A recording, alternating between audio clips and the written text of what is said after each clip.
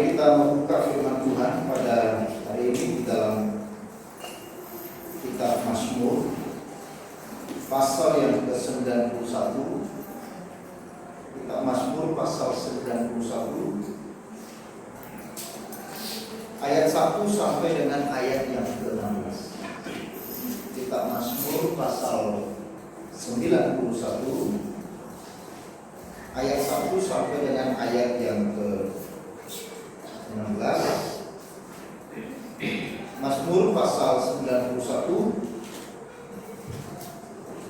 ayat 1 sampai dengan ayat yang ke-16. Demikian saudara kita.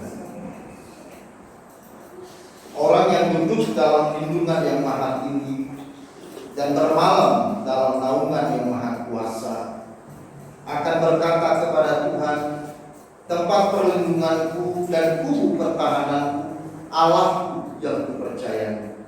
Sungguh Dialah yang akan melepaskan engkau dari jerat penangkap burung, dari penyakit sampar yang busuk, dan tepatnya Ia akan melindungi engkau. Di bawah sayapnya engkau akan berlindung. Kesetiaannya ialah perisai dan pagar tembok. Engkau tak usah takut terhadap kedahsyatan malam, terhadap panah yang terbang di waktu siang, terhadap penyakit sampar yang berjalan di dalam gelap, terhadap penyakit menular yang mengamuk di waktu petang.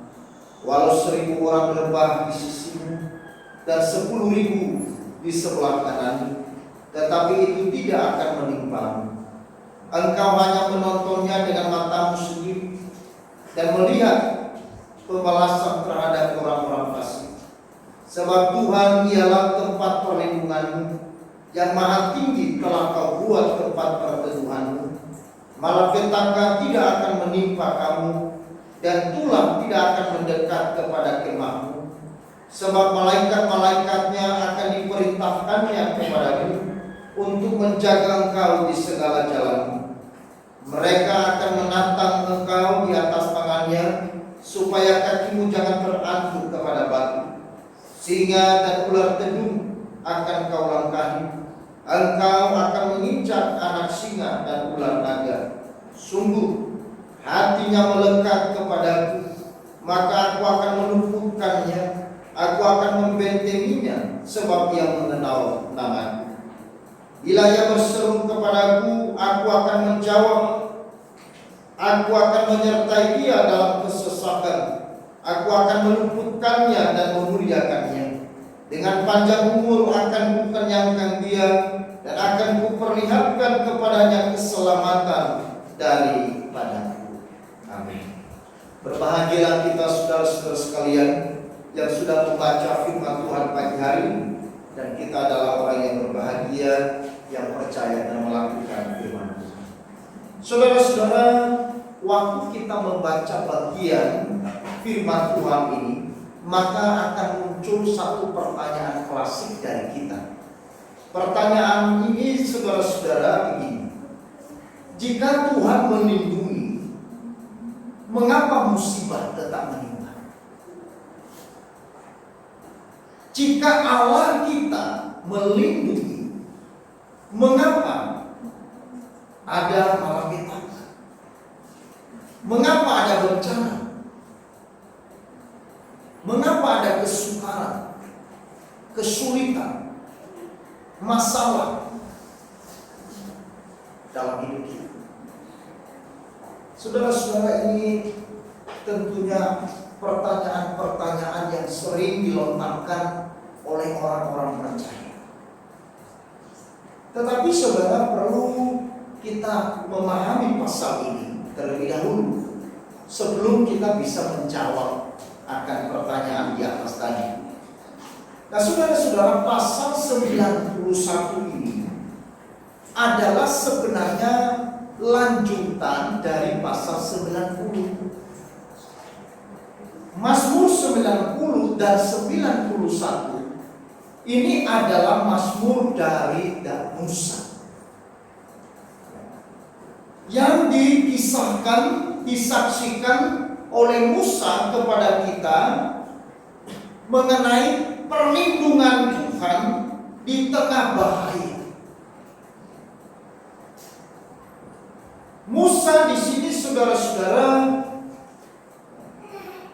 menyaksikan kepada kita bagaimana perjalanan mereka dari Mesir menuju ke tanah Kanaan, perjalanan mereka di padang gurun. Mereka mengalami sebuah perlindungan daripada Tuhan. Tetapi saudara lihat di sini, Allah tidak menjanjikan sebuah hidup yang bebas dari bahaya, tetapi menjanjikan pertolongan Tuhan pada saat bahaya. Musa menyaksikan ini kepada kita bahwa yang dimaksudkan perlindungan Tuhan bukan berarti bahwa kita, saudara-saudara, tidak akan mengalami musibah. Bukan berarti tidak ada bahaya yang menimpa. Bukan berarti tidak ada kesukaran yang menimpa kepada umat. Tetapi Musa menyaksikan ada sebuah pertolongan Allah pada saat umatnya sedang menghadapi musibah. Saudara-saudaraku yang kekasih dalam Tuhan, Musa telah melihat betapa hebatnya perlindungan Tuhan kepada umatnya di dalam perjalanan mereka dari Mesir menuju tanah Kanaan. Di Mesir dia telah melihat begitu banyak wabah yang menimpa di Mesir, tetapi mereka dilindungi. Dia juga melihat berbagai macam hukuman dan tulah yang menimpa kepada bangsa Mesir akibat dari ketidaktaatan mereka. Demikian juga dengan segala macam bahaya yang mengancam hidup mereka, mulai dari serangan binatang buas, singa, ular beracun, kalajengking, kekeringan, tidak ada air, dan sebagainya. Tetapi Tuhan hadir sebagai penolong di tengah-tengah musibah yang ada. Jadi Musa menyaksikan kepada kita bahwa Tuhan adalah tempat perlindungan dan kubu pertahanan. Saudara, sekali lagi saya ulangi, Musa menyaksikan kepada kita bahwa Tuhan adalah tempat perlindungan dan kubu pertahanan. Yang dimaksudkan di sini bahwa bukan berarti kita bebas dari bahaya, musibah, kesulitan dan masalah hidup. Tetapi Musa menekankan bahwa di dalam bahaya yang mengancam itu ada tempat perlindungan. Saudara-saudara, di dalam kamus bahasa Indonesia, tempat perlindungan itu juga bisa disebut sebagai tempat penutup, ya, supaya tidak terlihat, tidak kena panas, tidak kena hujan, angin atau badai.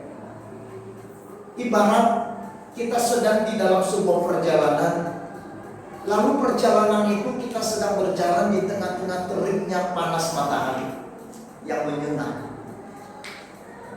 Karena sinar matahari begitu panas dan kepala kita rasanya mau terbakar karena panas. Lalu kemudian kita berlari mencari tempat berteduh. Atau ibarat kita sedang berjalan lalu tiba-tiba turun hujan yang deras. Lalu kita berlari mencari perlindungan. Mungkin di bawah pohon yang rindang, atau mungkin di teras banyak orang yang menghalangi kita supaya hujan tidak membasahi sekujur tubuh kita. Itulah yang disebut dengan apa? Tempat perlindungan.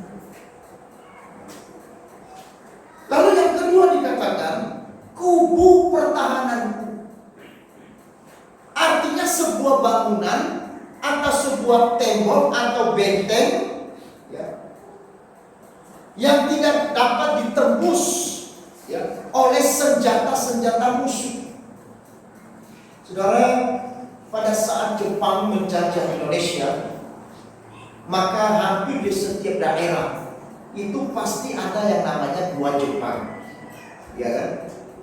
Beberapa waktu yang lalu saya lewat di Gianyar, di sana ada gua Jepang. Kenapa gua Jepang? Jadi ketika terjadi peperangan, pasukan Jepang mereka berlindung di dalam gua itu. Sehingga begitu ada tembakan serangan atau bom dari musuh, mereka terlindung di dalam, karena mereka ada di bawah gua. Itulah Jepang. Jepang membangun sistem pertahanannya dengan benteng, saudara-saudara. Dan benteng ini tentunya adalah sesuatu strategi di dalam berperang yang begitu baik pada zaman itu. Makanya Yeriko kita kenal sebagai kota yang kuat pada zaman itu karena punya apa? Benteng. Benteng itu adalah tempat perlindungan. Sehingga pada zaman itu, saudara-saudara, sebuah negara, sebuah kerajaan akan merasa aman, akan merasa terlindung, dan bisa dengan nyaman melakukan aktivitas kehidupannya di dalam negerinya, di dalam kerajaannya, ketika kerajaannya, ketika negaranya memiliki benteng yang kokoh. Makanya waktu orang Israel di bawah kepemimpinan Yosua memasuki tanah Kanaan dan kemudian berhadapan dengan sebuah kota yang kokoh, yaitu kota Yeriko, yang selama ini tidak bisa dirobohkan oleh siapapun. Tidak ada satu kerajaan, tidak ada satu negara yang bisa menaklukkan kota Yeriko, karena dia punya benteng. Negeri itu dikelilingi oleh tembok yang besar, yang tidak bisa ditembus oleh panah, oleh tombak dari musuh, yang tidak bisa dirobohkan oleh tenaga manusia, tetapi oleh tangan kuasa Allah. Apa yang menjadi pertahanan dari manusia, apa yang menjadi andalan dari manusia, kemudian dirobohkan hanya oleh kuasa Tuhan.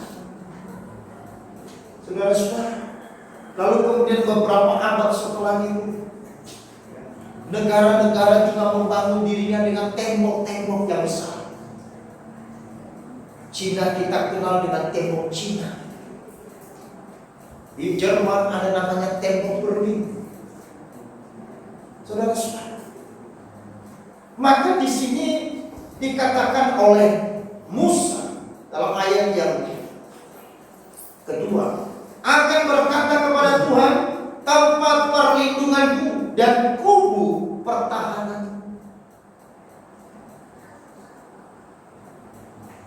Siapakah tempat perlindungan dan kubu pertahanan? Di sini Musa mengatakan, yaitu Tuhan. Tuhan. Tempat perlindungan dan kubu pertahanan bagi Musa dikala menghadapi segala macam wabah, dalam menghadapi segala macam musibah, serangan dari binatang buas, dari ular yang berbisa, dari singa, dan dari hal-hal yang lain. Itu adalah Tuhan. Musa tidak menemukan tempat berteduh yang nyaman selain di dalam Tuhan. Musa tidak menemukan tempat untuk merasa aman dari serangan maut selain di dalam Tuhan. Nah, ini yang sebenarnya mau disaksikan oleh Musa kepada kita. Nah, saudara-saudara, bagaimana caranya kita mendapatkan tempat perlindungan dan tempat kubu pertahanan itu? Nah, saudara lihat ayatnya yang pertama. Mari kita baca bersama-sama. 1, 2, 3. Orang yang duduk dalam lindungan yang maha tinggi dan bermalam dalam naungan yang maha kuasa. Orang yang duduk dalam lindungan yang maha tinggi dan bermalam dalam naungan yang maha kuasa. Saudara, ada dua kata di sana, yaitu duduk dan bermalam. Kata duduk dan bermalam ini artinya, saudara-saudara, mengambil tempat tinggal yang menetap. Bagaimana kita memiliki tempat perlindungan, tempat kita berteduh dari serangan-serangan yang menyesatkan hati kita, dari segala macam bahaya yang sedang mengejar kehidupan kita, yaitu dengan kita memutuskan untuk kita duduk dan bermalam di dalam naungan Tuhan. Artinya kita mengambil tempat yang permanen di hadapan Tuhan. Nah, saudara-saudara yang dikasihi oleh Tuhan, mengambil tempat yang permanen ini artinya satu kehidupan yang berserah sepenuh kepada Dia. Bagaimana saudara merasakan rasa aman, rasa nyaman di tengah-tengah dunia yang penuh dengan konflik? Rasanya sulit sekali. Bagaimana saudara bisa berteduh sehingga saudara merasakan sesuatu ketenangan di tengah-tengah wabah yang terjadi? Hanya bila kita, saudara-saudara, hidup berserah kepada Tuhan. Karena waktu kita hidup berserah kepada Tuhan, maka Tuhan yang mengambil alih seluruh hidup kita. Amin. Tadi kita baru nyanyikan pujian itu di referen itu bagaimana? Berserah pun di hadirat-Mu. Kau ambil alih seluruh hidupku. Di antarmu menyembah. Itu yang dimaksud tujuh dan bermalam. Adalah satu kehidupan yang berserah sepenuh kepada Tuhan. Ketika orang Kristen berserah sepenuh kepada Tuhan, berserah secara totalitas kepada Tuhan, di tengah-tengah ancaman, di tengah-tengah bahaya, di tengah-tengah kesukaran, di tengah-tengah ancaman yang senantiasa mengejar hidup kita, menekan, menindas, yang membuat kita rasanya sesat dalam hidup. Hanya ketika kita memutuskan untuk berserah sepenuh kepada Dia, berserah secara totalitas. Waktu kita berserah secara totalitas kepada Tuhan, di sana kita merasakan tempat perlindungan. Ada rasa aman, ada rasa tenang. Bukan berarti tidak ada bahaya yang menimpa, bukan berarti tidak ada musibah yang melanda, bukan berarti tidak ada kesulitan yang sedang kita jalani, tetapi ada rasa aman karena ada hati yang berserah sepenuh pada Tuhan.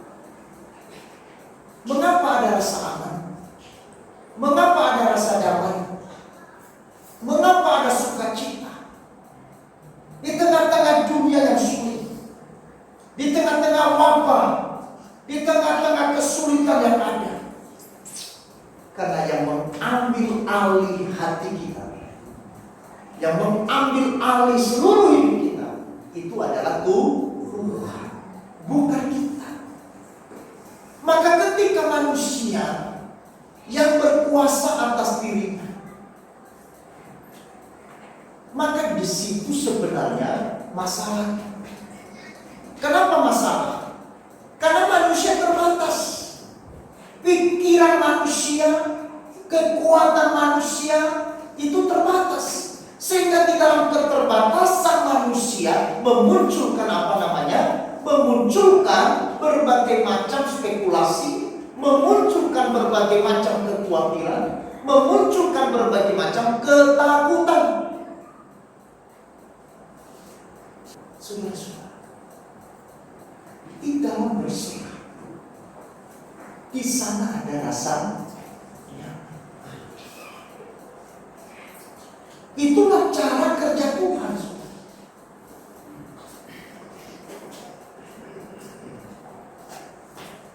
Perjalanan umat Israel bukan berarti segala sesuatu tidak akan menimpa mereka. Mereka ditimpa oleh kelaparan, mereka ditimpa oleh musibah, mereka ditimpa oleh segala macam kesulitan. Tetapi Musa melihat bahwa di dalam segala bahaya dan ancaman yang ada satu tempat yang memberi rasa aman. Ada satu tempat untuk berteduh dari panasnya, teriknya matahari yang menyengat dan yang menyesakkan. Itu adalah Tuhan. Saudara-saudara, sehingga disinilah saudara-saudara yang kekasih, Tuhan berjanji kepada orang yang berlindung kepadanya, orang yang bernaung di dalam naungan Tuhan. Tuhan menjanjikan keselamatan. Ini yang dijanjikan Tuhan. Janji Tuhan kepada umat Israel adalah janji mereka menikmati tanah Kanaan. Dan janji itu digenapi oleh Tuhan. Tetapi bukan berarti bahwa perjalanan mereka menuju ke perjanjian itu tidak ada musibah, tidak ada masalah, tidak ada kesulitan.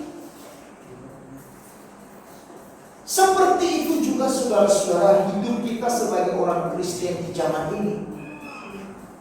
Mungkin saudara akan bertanya dan berkata, kalau Tuhan Yesus itu mengasihi kita, kenapa musibah harus ada?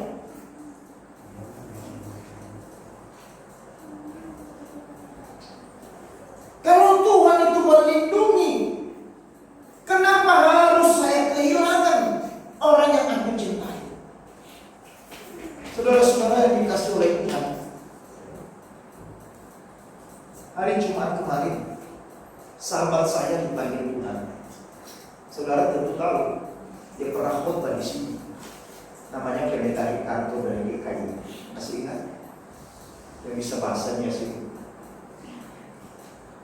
Dan di awal Corona kira-kira April atau Mei, dia datang di sini bawa sembako. Atau dia masih ingat? Dia datang sini. Antar sendiri, kami makan minum kopi bersama di tempat saya. Itu Mei atau Juni saya kurang tahu.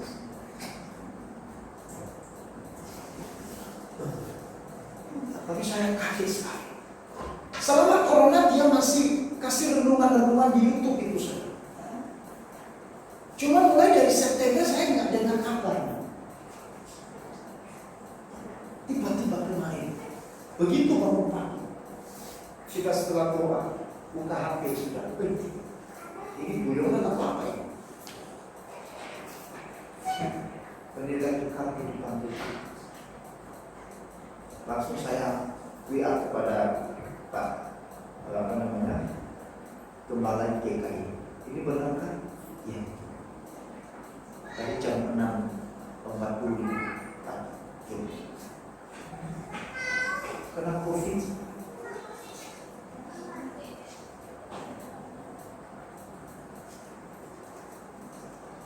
Waktu dia dikremasi saudara, dimumur ditolak. Dia dikremasi, dipecat di atas.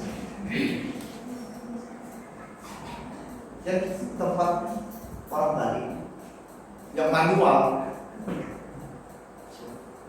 bukan seperti kremasi di sini. Kemarin dikirim video, saya coba lihat videonya. Hanya istri,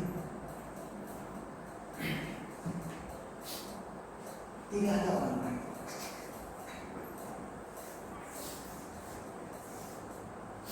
Kenapa dia diterima? Di mana perlindungan Tuhan?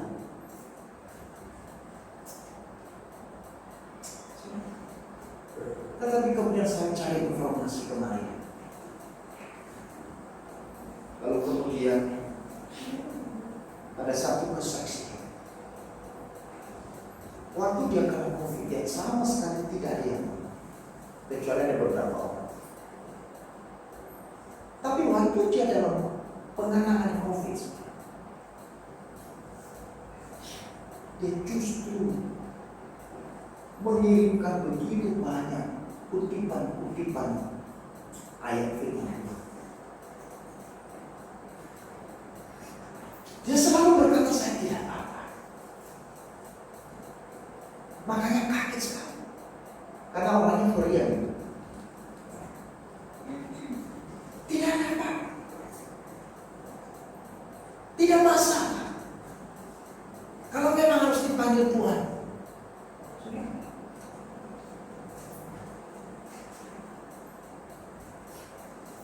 Pertanyaannya, apakah dia tidak dilindungi Tuhan?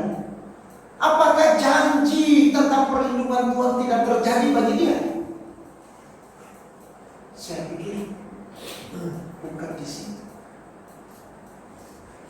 Tuhan menjanjikan kepada kita, saudara-saudara, bukan hanya sembuh dari penyakit, tetapi Tuhan menjanjikan kepada kita sebuah hidup di dalam keselamatan.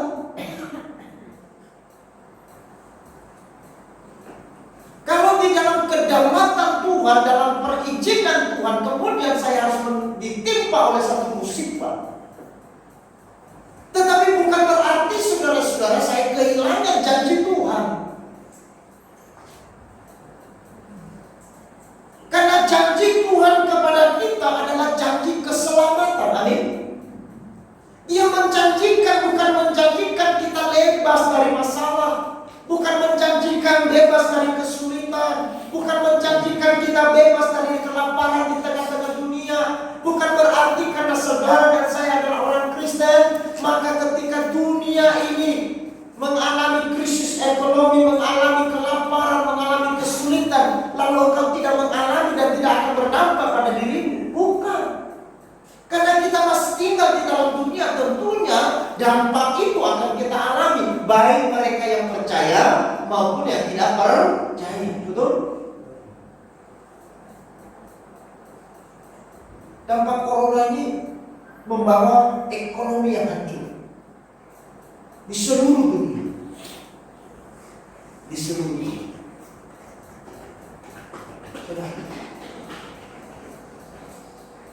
Lalu apakah orang Kristen tidak mengalami dampak itu? Mengalami. Tetapi Tuhan menjanjikan kepada kita keselamatan. Tuhan menjanjikan kepada kita sebuah tempat kita berteduh, tempat rasa aman, sehingga waktu kita menghadapi keadaan yang sulit, keadaan yang sukar itu, maka kita memiliki kekuatan. Ada sukacita di dalamnya. Sukacita yang dijanjikan Tuhan adalah bukan pembebasan dari masalah, tetapi sukacita yang dijanjikan Tuhan dalam firman-Nya adalah satu kemampuan, satu kekuatan untuk menghadapi dan menjalani. Sehingga dengan itu membuat kita justru makin bertumbuh di dalamnya dan membuat kita makin melekat dengan Tuhan. Di dalam ayat 14, mari kita baca bersama-sama. 1, 2, 3.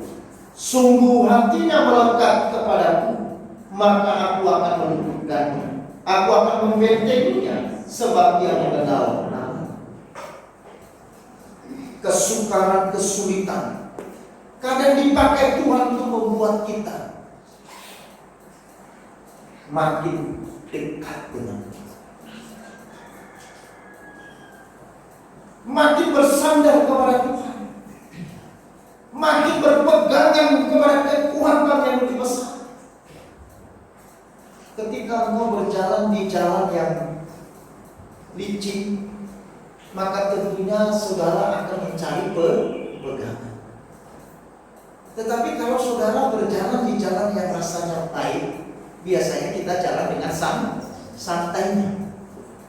Tapi waktu engkau berjalan di jalan turunan atau tanjakan atau jalan yang licin, jalan yang berlumpur, ya, maka kita mulai jalan dengan hati-hati sambil kita mencari pegangan.